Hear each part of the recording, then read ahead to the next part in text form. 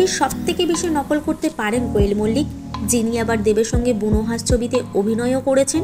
এমনিতেই দেব আর কোয়েলের এতটাই ভালো বন্ধু যে ছবির সেট হোক কিংবা অন্য কোনো পাবলিক প্রোগ্রাম, একে অন্যের লেগ পুলিং না করে তারা থাকতে পারেন না।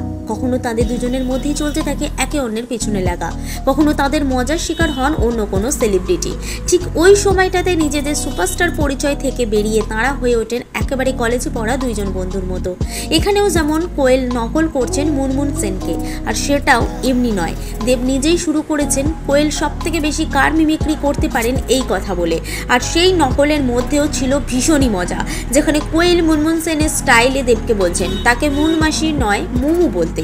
এই কথা শুনে দেব বলছেন তিনি মুনমুন সেনকে এই কথা জানাবেন। তাতে আবার কোয়েল বলে ওঠেন লাভ ইউ মুন মাসি।